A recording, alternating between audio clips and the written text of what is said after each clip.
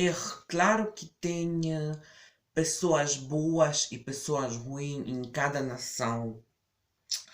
Não dá para dizer que aquela nação é ruim e outra nação é boa, né? Sempre tem pessoas boas, qualquer nação, mas é outra coisa. Esses dias, a Ucrânia comemora época triste, né? Ucrânia, lembrando, época triste da sua história, época de Holodomor.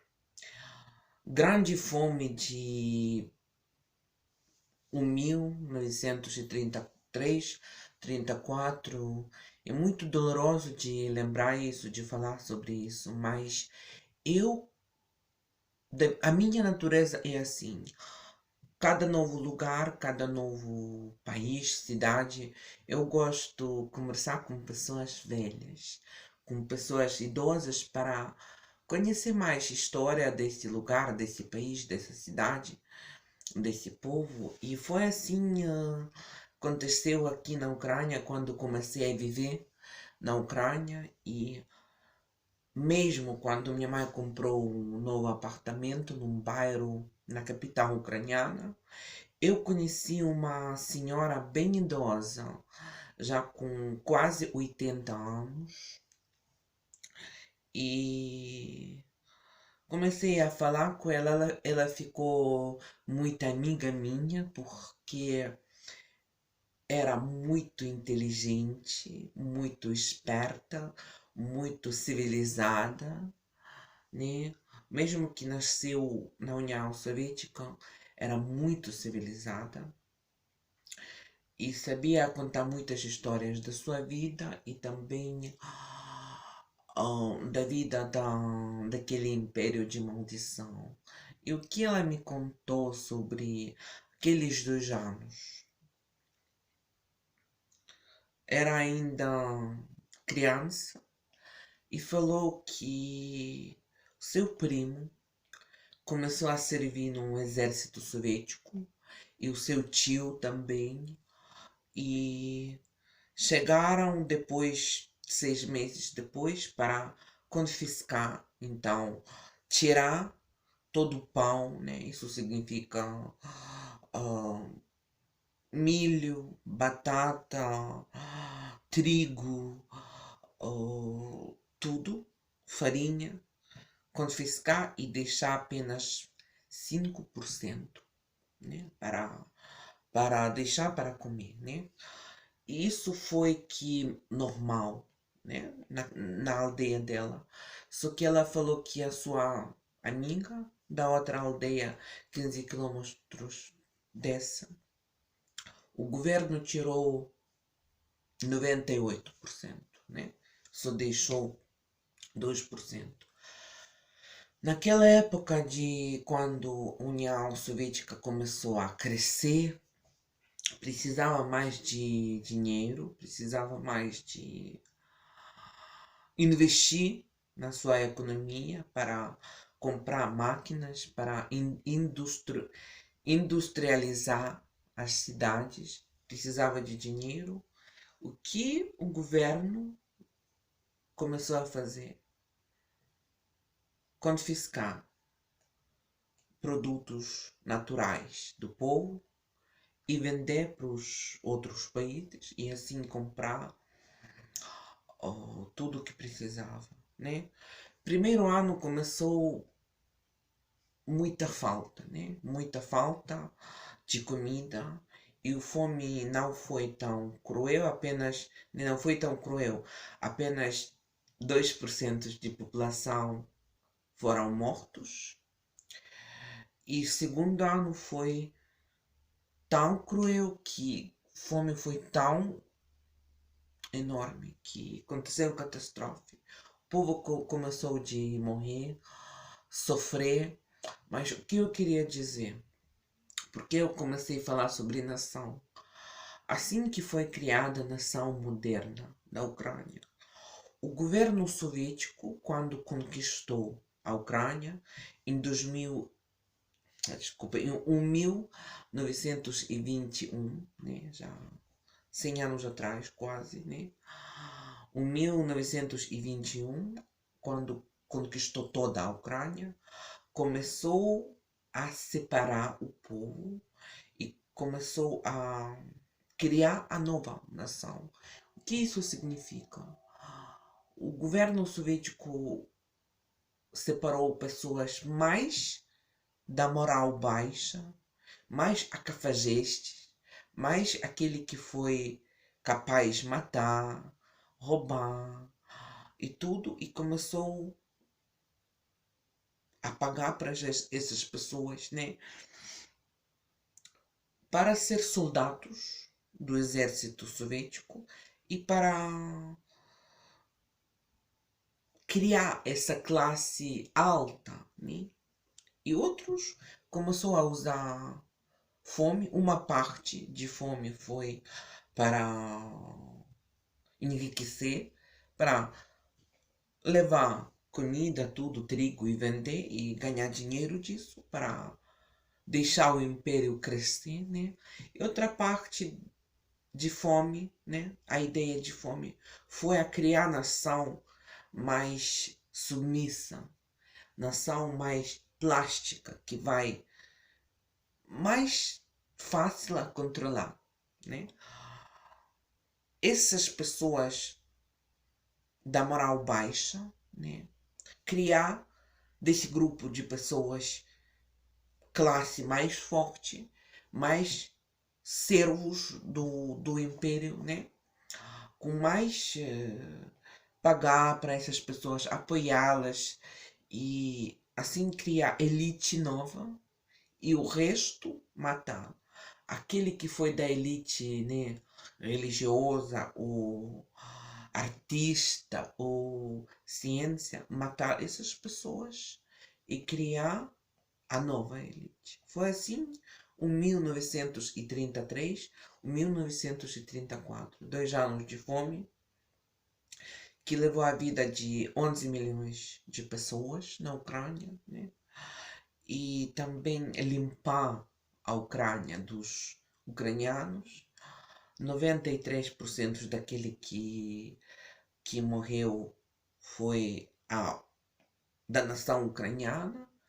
E assim o país da Ucrânia perdeu mais pessoas da etnia ucraniana e depois o governo soviético mandou para viver aqui russos, étnicos russos, pessoas da etnia russa, e assim começou a criar mistura nova para criar a nova nação ucraniana.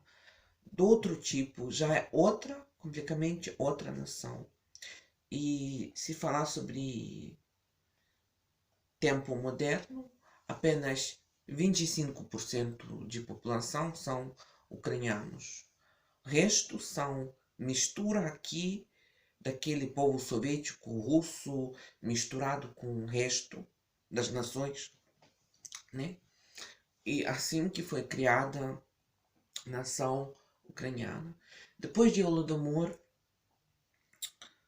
Segunda Guerra Mundial, e depois da Segunda Guerra Mundial, o governo começou mais repressões, matar mais patriotas, fazer o povo esquecer a sua cultura, a sua língua, né? A sua identidade. E as outras nações, né? Por exemplo, a família da minha mãe, né? Que fugiu de guerra, né? Para a Ucrânia, da Polônia para a Ucrânia. O governo fez essas pessoas de fora esquecer a sua língua, esquecer a sua cultura, esquecer a sua origem. É assim que os pais da minha mãe sabiam falar a sua língua, né, polaco, mas os filhos deles não, porque era proibido ensinar os seus filhos a sua língua materna, né? Falar ucraniano também não era tão legal. Era obrigatório falar russo, cultura soviética, cultura, além de tudo, bem machista, bem racista, né? É assim que surgiu, né?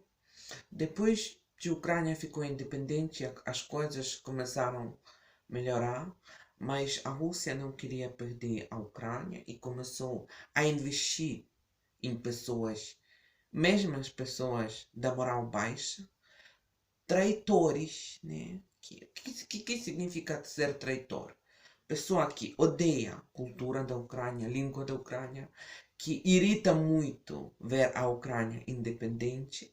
Olha o francês, né? Você pode imaginar, por exemplo, pessoa da França, um francês que acha sua capital Tóquio, que estuda a língua japonesa, que odeia a língua francesa, a língua e cultura, que sonha ver a França parte do Japão. É loucura, né? Mas aqui é a realidade e já há muito tempo a Rússia investindo em pessoas, em políticos pró-russos, né? Tentando matar a cultura local, tudo local que não é russo. É assim que funciona, né? Eles acham também até Hungria, até Alemanha, que deve pertencer à Rússia. O sonho desse regime da Rússia matar todas as culturas e russificar todo mundo, fazer todo mundo ser russo, falar russo, matar todas as culturas, todas as liberdades, todas as. Isso não importa usar força, usar cultura, usar tudo, só que para fazer todo mundo soviético, russo e achar aquela múmia, aquele Putin, achar ele o profeta, o grande homem, salvador, não sei, rei, tsar. É assim a ideologia deles que funciona, né?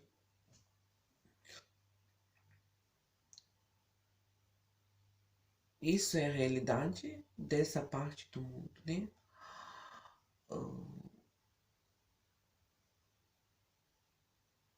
Eu acho que o mundo merece ter mais culturas, que cada cultura, cada língua, cada tradição de povo vale a pena e deve existir.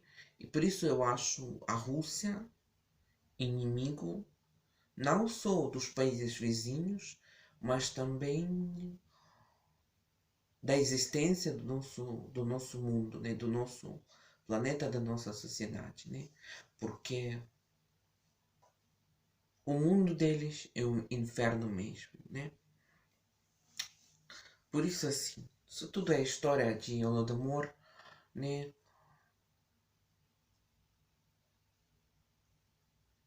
Vale a pena lembrar também ano 1939, quando o Hitler atacou a Polônia e a União Soviética queria só fazer amizade com a Alemanha fascista, né? Em 1939, 1940, 1941, 3 anos, quando Hitler já matou milhões e milhões de pessoas. A União Soviética estava a fazer amizade com aquele império, um império de maldição e outro também império de maldição, né? Só que em 1945, Império de Hitler morreu, Império Soviético existe até hoje em dia, né? Censura na Rússia, violência, mentira, isso que existe, né? Fundo duplo, onde eles usam discriminação. Se alguém é, por exemplo, se alguém é homossexual e critica o governo da oposição, essa pessoa é vítima de homofobia, etc, etc. E se a pessoa apoia, não importa. Olha o Filipe Kirkorov, cantor russo. Ele é gay, ele é muito. Dá para entender que ele é muito. Tem aparência bem.